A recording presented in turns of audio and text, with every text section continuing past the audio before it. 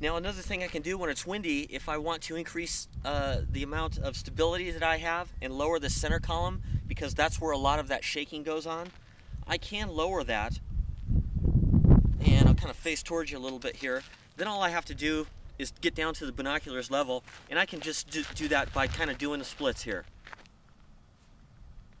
So that way, I don't have to extend the center column, and it's not all that uncomfortable unless I get real wide in the splits. But this is actually working very well. I've used this lots of times. That way, I might be hiking with the legs all the way extended, but don't have the center column extended. So maybe the binocular's already on a tripod like this, and I need to take a quick look at something. I'll just go like this and come on down to its level here.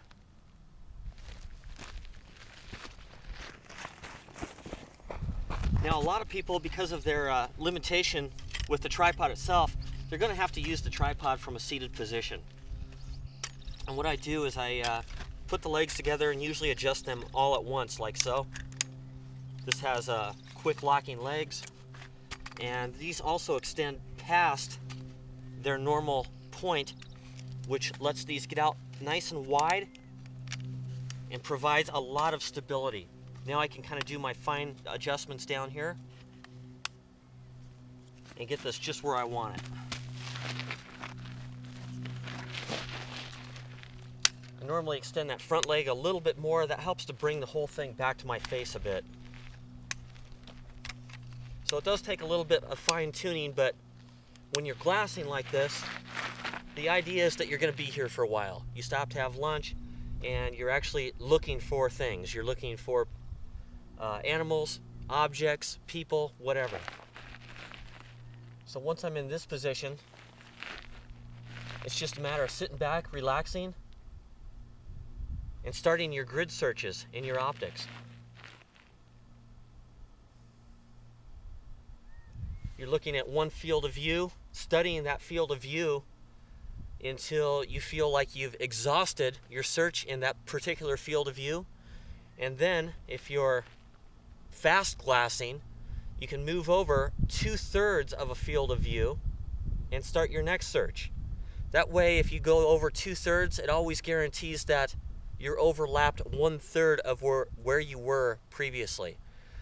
That way, you can see something that you may have missed earlier, or at least detect movement in your peripheral vision. And if I have to get up, go use the restroom, whatever, get something out of my pack, I can always just pull this back into place and start over again.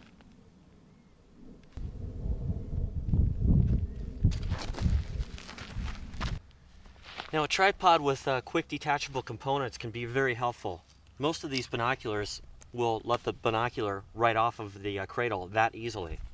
So I might take this one, put it around my neck, take another pair of binoculars if you have one, maybe a higher power set, and mount that on your tripod. I've even got the option on this tripod with the T-head of attaching a spotting scope as well. That quickly and easily. Now I can look through a quality pair of 15 power optics here with both eyes,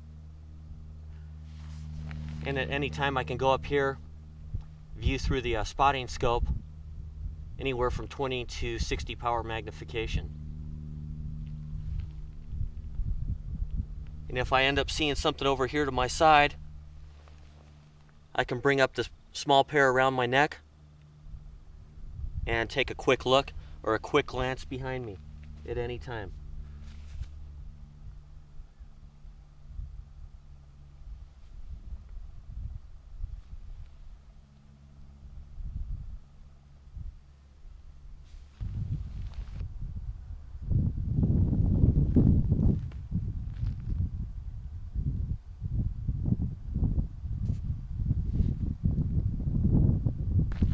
Now when you're viewing through the binocular, it will help a lot if you can decrease the amount of light entering from the side of your eye.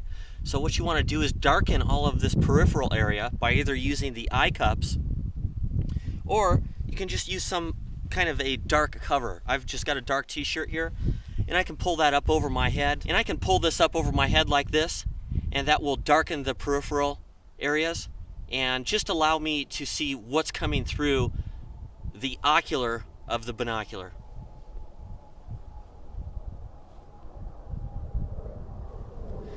Additionally, with a tripod, and this might be the greatest advantage to it, is that when the entire image is perfectly still to your eye, any movement that happens out there in the field of view of your optic is going to be immediately apparent, and it's going to draw your eye right to it. Even if it's way over on the periphery of the field of view in your binocular. A bird's wing flashing out there will immediately draw your eye to it. A deer moving its ear will immediately draw your eye to it. That's because everything that you're seeing is perfectly still.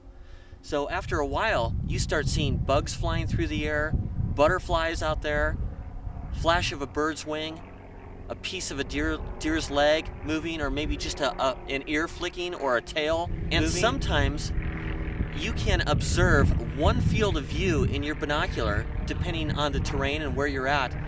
And I've looked through the same field of view for up to 45 minutes to an hour before without moving it, before actually seeing what I was after. And that might have been deer or elk or something else, or maybe even a person out there. So typically what I'll do when I find a nice elevated position where I can glass a large amount of territory is I'll just do a couple of quick searches with 8 or 10 power binoculars. I'll put them up here and I'll just kind of search the area, just scan across really quick, maybe look at each field of view for 30 seconds, which is actually pretty quick, and then I'll move to the next field of view and look there and look there and look there, like that. After I just kind of do an overall quick search, then I'll start scanning a little bit further out in the distance once I've made sure that everything up close to me within, out to 300 yards or so, that I'm not seeing anything. After that, I'll sit down and scan further out and might spend 5 or 10 minutes on one field of view before moving over 2/3 and overlapping the previous field of view. And then I'll just sit there and observe that field of view for 5 or 10 minutes. And then I'll go on to the next one. Now, whatever your process is, I normally scan from left to right when on relatively flat terrain like this, where I don't have to move up and down a lot. If you're looking down into a large valley, or you're looking up onto a large mountain, you're additionally going to have to move the binocular vertically as well as horizontally. I typically start at the lower left and work my way right, and then go up and work my way back left again. But the key to all this, what's really important here, what we're talking about, is having the most still image as possible, because all of your detection out there is primarily going to come from movement. Now, sometimes, and it's rare, sometimes the objects that you're looking at don't move, but through detailed observation, you can detect them.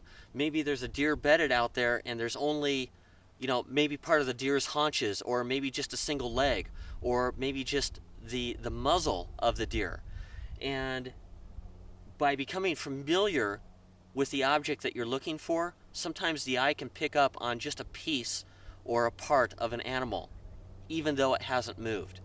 And that's rare, but it has happened to me many times because I've spent a lot of hours doing this. And speaking of that, this would be a great example. If a deer is bedded out there, that might be the only thing that you see is just a small piece like that. And it might not be moving. I've seen a buck sit there and not move an inch for 20 minutes at a time before moving its head finally. Now, that head movement like this is going to show up pretty quickly, but if it's still out there and it's obscured behind brush, it's going to be very hard to detect. Now, look at where we've come from an offhand binocular position to now being seated down low on a very steady optic. Far cry from walking around holding up a binocular one-handed, looking at some large object casually. Casual viewing is much different than detailed viewing. So thanks a lot for watching this series, guys. I've had fun making it. This is one of my fun hobbies. to be out here walking around and viewing and photographing and doing video. I just love this kind of stuff. Anytime I get to take out a bunch of optics, it's pretty exciting for me. So thanks for watching this series. I've probably got maybe 3 more segments to do. We're going to do a couple on the desktop, so I'll probably be covering that tomorrow. Thanks for watching, guys. Catch you in the next vid. See you then.